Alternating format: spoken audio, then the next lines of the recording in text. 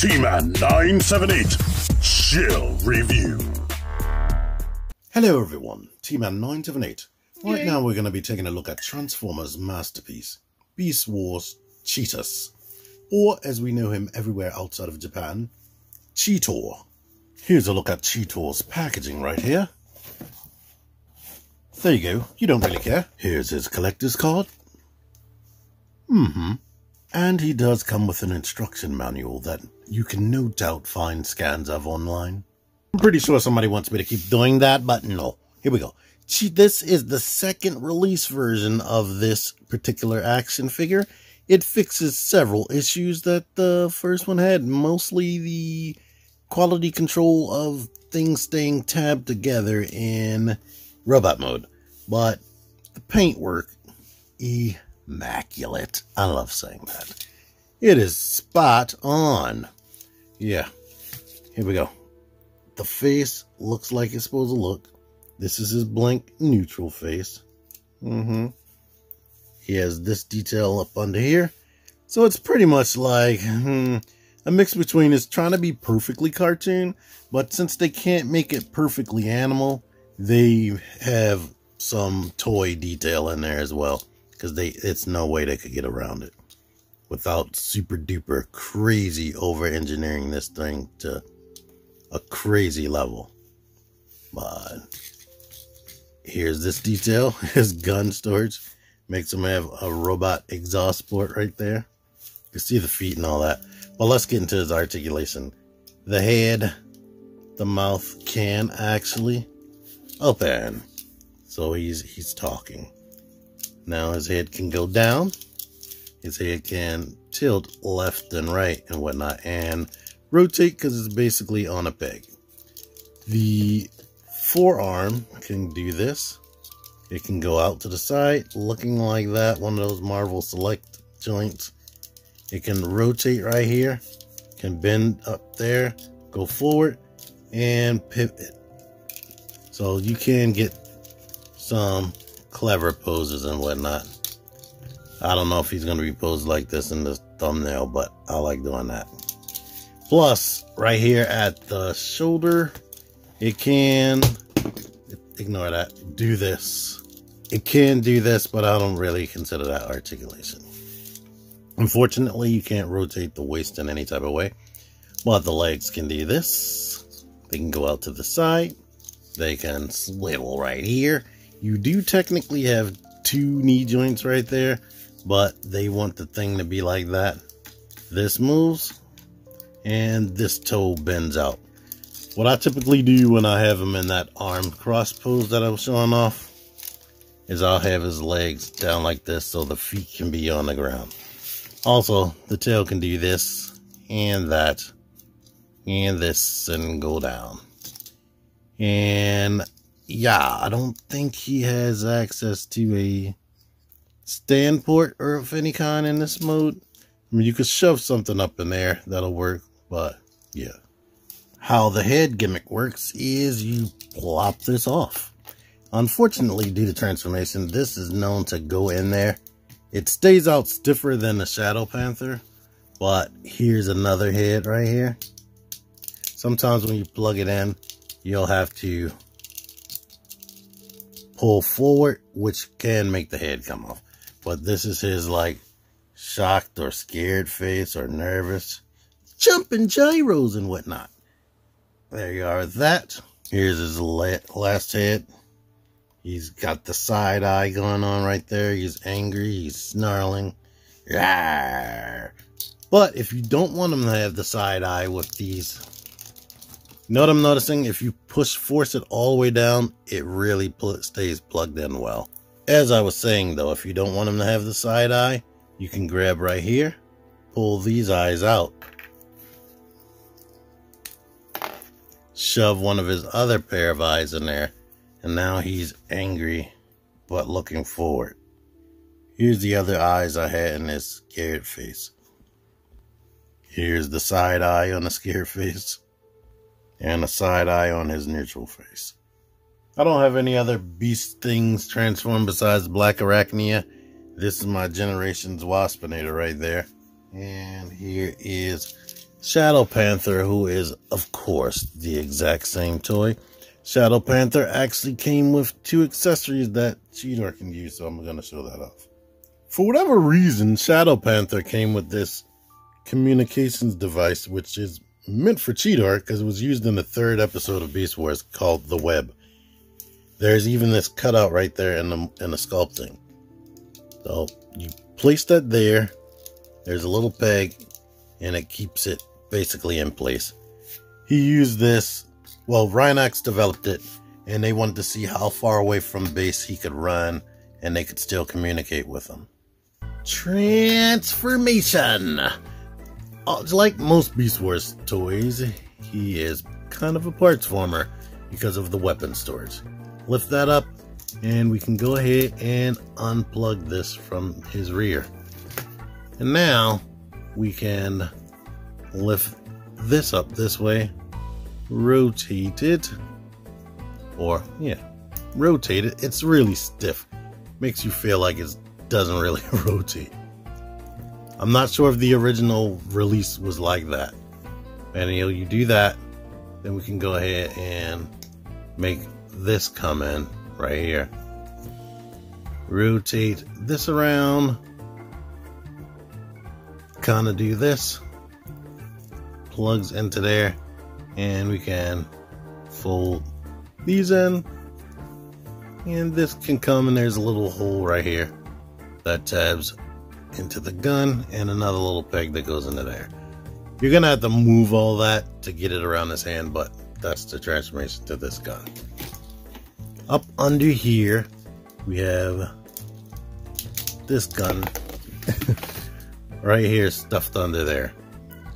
This one, I always forget how this opens, but it lifts up right there, opens right here, and you shut it, and the peg comes down like that. So now we have that. The legs, go ahead and straighten things. Take the foot, shove it up under there, get this heel out, bring the toe down, and this piece was open like that. We shut it. Same stuff over here. Get the foot inward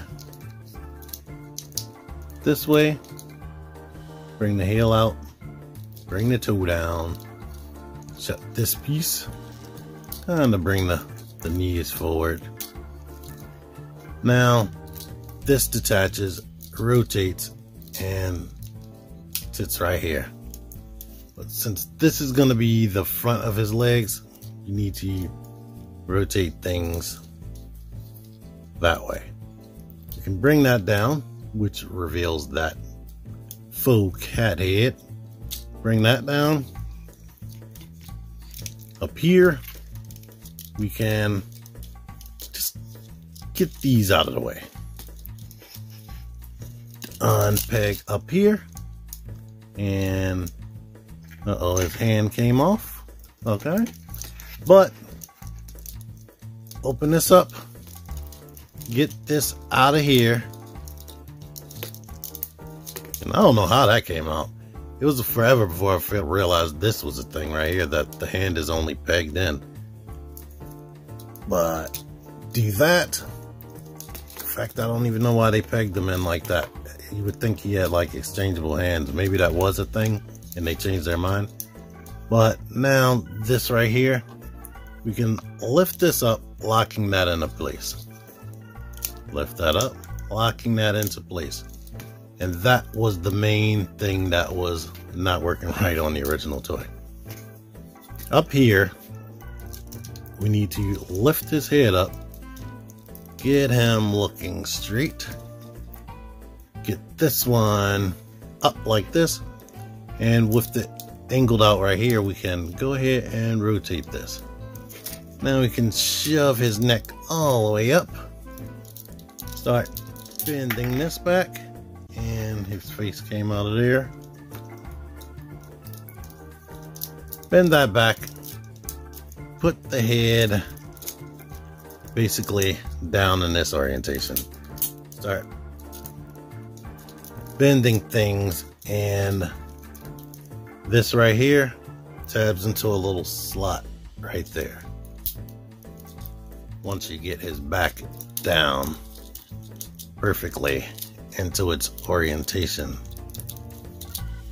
So you might have to like wiggle and mess with that, but basically get that blue tab underneath of the neck.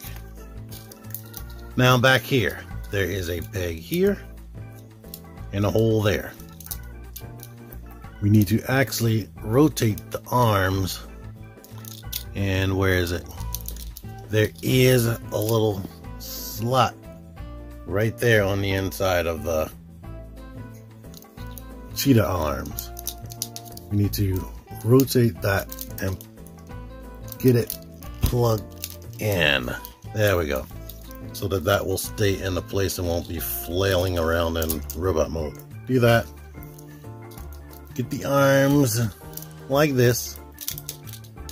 And this is scary to me because this goes into there very tightly, probably because it's painted. But get it straight as possible and plug that into place. And I like to have the arms up like this. But basically, if this stays into place, yeah, there we go. There we go. Now it's tight. Now here he is, maximized. Here's a close-up on things right here. As you can see, it looks like he jumped out of the TV show like everybody clichély says in their reviews.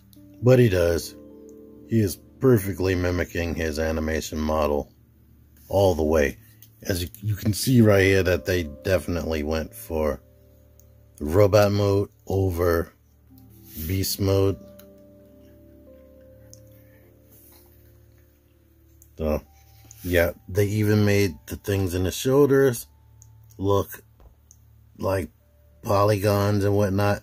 It's not perfectly round. It's like jagged edges, just like on the show. But it is so much paint on him. Whatever paint that they use on the Beast Wars figures, I wish they would use on the regular Autobots. But yeah, articulation is crazy. He has pretty much everything but an ab crunch. The head rotates. And as you can see, he has awesome light piping. It looks like his eyes are glowing. But the head rotates. It can look up that much before it breaks the sculpt, but you can break it all the way so you can look all the way up.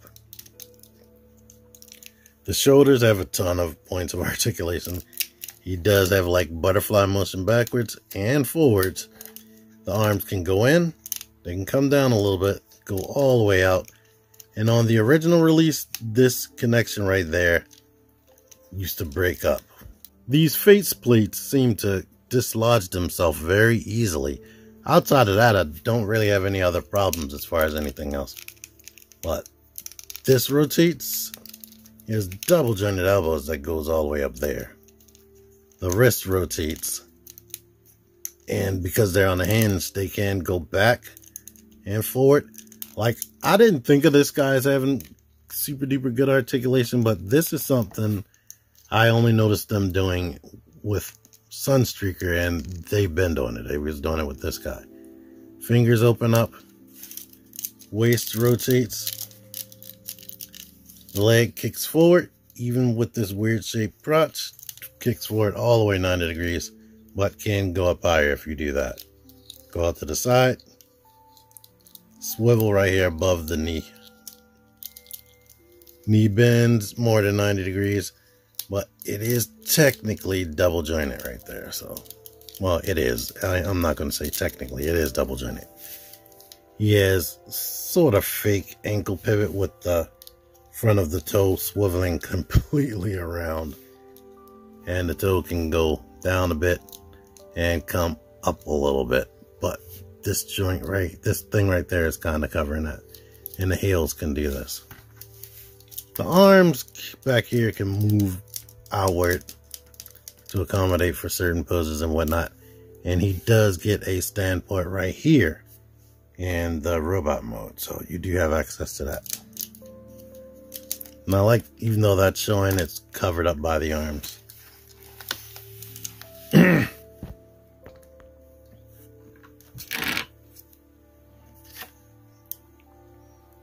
This is his neutral face. You can pull this forward, bring it up, slide the other one in and push it forward. And this is his like kind of happy face right there. Actually, it seems like all of his faces are happy, because this one has a slight grin. The other one was him like all the way with the mouth open right there. And he does have the freckles on the cheek that they have on the cartoon. And with the light glaring on it, it almost looks like you can see the irises in there, but I don't believe that's a real effect. That's just reflection from the light. But that's awesome that that's there right now. One thing that is kind of a hassle to do is put the guns in the hand, because of this piece right here, which is accurate to the cartoon. It was there. But this one goes in easier. Open the hands up, plug it into the space, and boom. He can hold that. And with the added articulation of like the butterfly rotation and whatnot, you can get him into good poses. And most of these joints are stiff. Like I said, the only thing that is not too stiff is keeping that face on. And like these keep a pose, but this does move. If you hold it like that, he's going to plop back. But if you put him in a pose, you don't have to worry about him just dropping or anything. This gun right here, though, you put it in the hand, it doesn't peg, and like kind of peg this down in there. Like the hard thing is getting it all the way back into the groove of his thumb.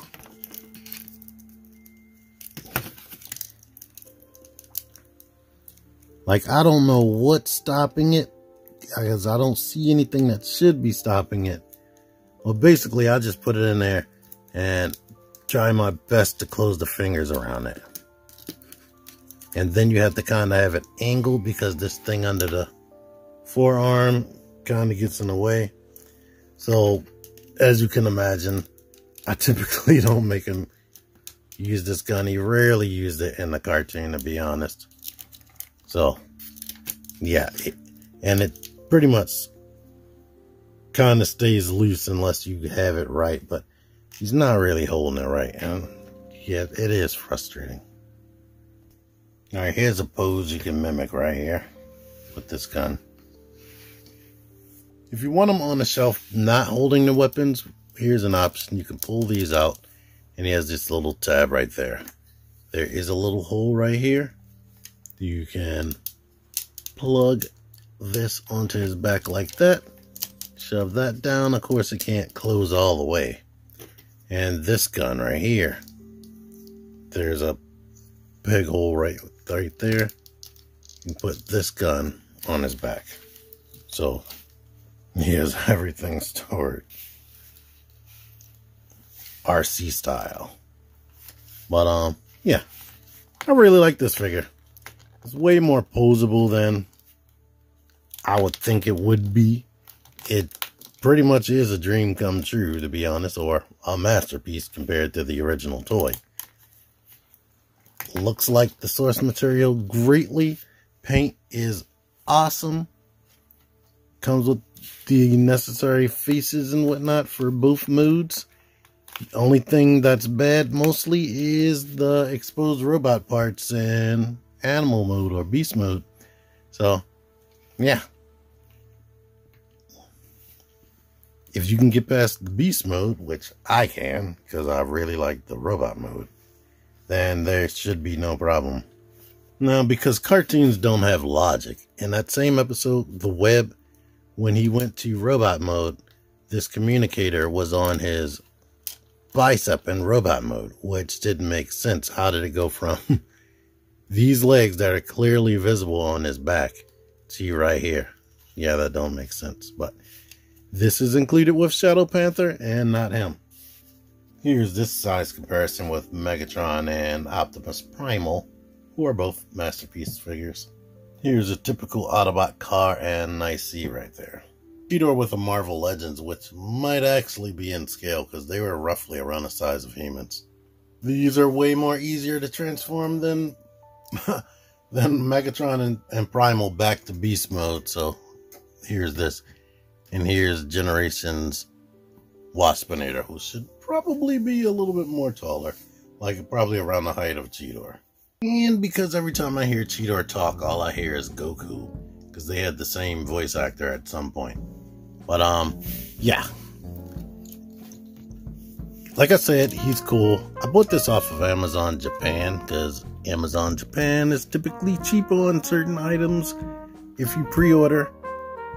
And I got it last year before I got Black Arachnia and everything else I had last year. I just never reviewed them for whatever reason.